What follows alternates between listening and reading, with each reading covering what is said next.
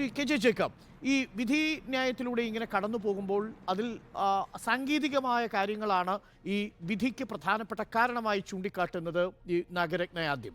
അതിൽ തന്നെ ട്രയൽ നടന്ന സ്ഥലത്ത് തന്നെ വേണം ആ ജൂറിസ്ഡിക്ഷനിൽ നിന്ന് എങ്ങനെയാണ് ഇത് മഹാരാഷ്ട്രയിൽ നിന്ന് ഗുജറാത്തിലേക്ക് ഈ കേസിൻ്റെ റിമിഷനുമായി ബന്ധപ്പെട്ടിട്ടുള്ള തീരുമാനമെടുക്കാൻ സർക്കാരിന് അധികാരം കിട്ടിയത്. ഇതായിരുന്നു പ്രധാനപ്പെട്ട സാങ്കേതികമായ ഒരു വിഷയം.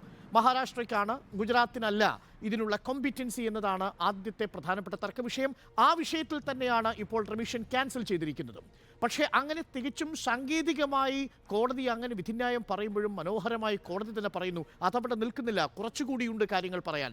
ഇതിന് കോടതി പറയുന്ന വളരെ രസകരമായൊരു വാചകം, ഒരുപക്ഷെ ഈ വിധിന്യായത്തിൽ ഏറ്റവും പ്രധാനപ്പെട്ടതെന്ന് ഞാൻ കരുതുന്ന വാചകം ഇതാണ്: the courts have to be mindful not just to the spelling of justice but also the content of it. നീതിയുടെ അക്ഷരങ്ങളെ മാത്രമല്ല അർത്ഥം കൂടി അറിയാം കോടതിക്ക് എന്ന് പറയുമ്പോൾ ഗുജറാത്ത് സർക്കാർ ഈ കേസിൽ സംഭവിച്ചിരിക്കുന്ന ഫ്രോഡിനെ അല്ലെങ്കിൽ വ്യാജമായ രേഖകൾ ഹാജരാക്കിയതിനെ, വ്യാജമായ ക്ലെയിം ഉന്നയിച്ചതിനെ ഒരിക്കൽ പോലും കോടതിയിൽ പോയി ചോദ്യം ചെയ്യാൻ മുതിർന്നില്ല എന്ന വിമർശനം കൂടി ഈ കോടതി നടത്തുന്നുണ്ട്. ഗുജറാത്ത് സർക്കാരിനെ അടച്ചാക്ഷേപിക്കുകയാണ് ആ വിധി ആ ഘട്ടത്തിൽ.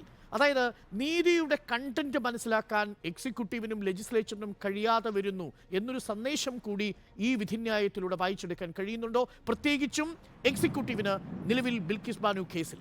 K J Jacob. അത് വളരെ പ്രധാനപ്പെട്ട ഒരു പോയിന്റാണ് അരുൺ. ഇത് പലരും ഈ സംശയം ഉന്നയിച്ച് തുടങ്ങിയിട്ടുണ്ട്. ഇത് ഇപ്പോൾ മഹാരാഷ്ട്രയ്ക്ക് പോയിട്ടുണ്ടെങ്കിൽ എന്തായിരിക്കും അവസ്ഥ?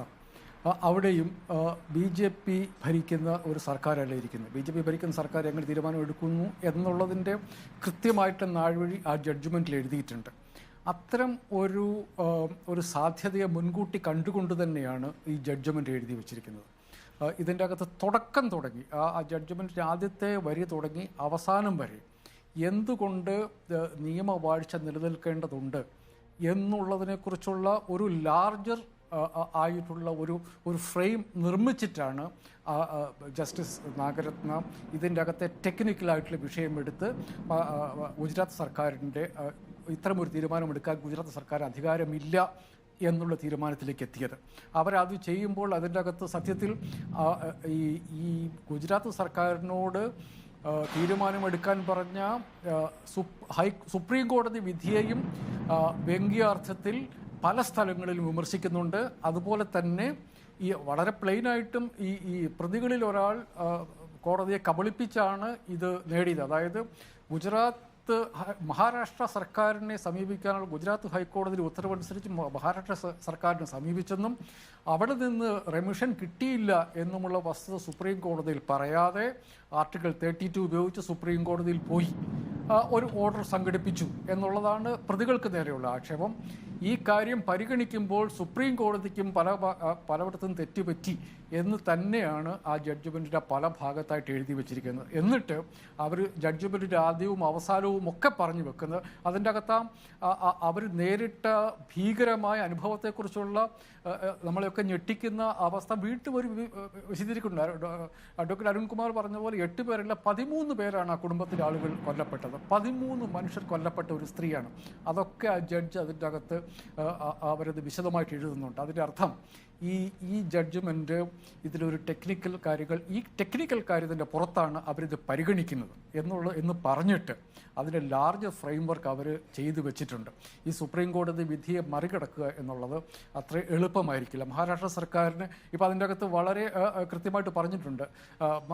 ബോംബെ ഗ്രേറ്റർ മുംബൈയിലെ CBI കോടതി ജഡ്ജിയും CBIയും ആദ്യം ഇവർക്ക് പ്രതികൂലമായിട്ടാണ് റെമിഷന് പ്രതികൂലമായിട്ടാണ് വിധിച്ചത് എന്നുള്ള കാര്യം ജഡ്ജി അതിൻ്റെ അകത്ത് എടുത്തു പറഞ്ഞിട്ടുണ്ട്. അതിൻ്റെ അർത്ഥം അതിനെ മറികടന്ന് ഒരു ഉത്തരവുണ്ടാകുക എന്നുള്ള സാധാരണഗതിയിൽ സാധ്യമല്ല. സുപ്രീം കോടതി ചില ഘട്ടങ്ങളിൽ ഇത്തരം നിലപാടുകൾ എടുക്കുന്നത് ഞാൻ കണ്ടിട്ടുണ്ട്. കേരളത്തിൽ നമ്മുടെ കോഴിക്കോട്ടെ പന്തീരാങ്കാവ് കേസിൽ 2 കുട്ടികൾക്ക് നേരെ UAPA ഇട്ടപ്പോൾ അതിൽ ജാമ്യാപേക്ഷയിൽ മറുപടി പറഞ്ഞ് സുപ്രീം കോടതി ആ ജാമ്യാപേക്ഷ മാത്രമല്ല പരിഗണിച്ചത്. ശരിക്കും പറഞ്ഞാൽ സാധാരണ ചെയ്യാത്തതുപോലെ ആ കേസിൻ്റെ മെറിറ്റിലേക്ക് കടന്ന് പോലീസിൻ്റെ കേസ് കീറിപ്പറിച്ച് അവിടെ ഇട്ടിട്ടുണ്ട്. ഇനി ജീവിതകാലത്ത് ആ കേസുമായിട്ട് കേരളത്തിലെ പോലീസോ NIA പൊങ്ങാൻ പാടില്ല എന്നുള്ള ഉറച്ച ബോധ്യത്തോടു കൂടിയാണ് ആ ജഡ്ജിമാർ ആ വിധിന്യായം എഴുതിയത്.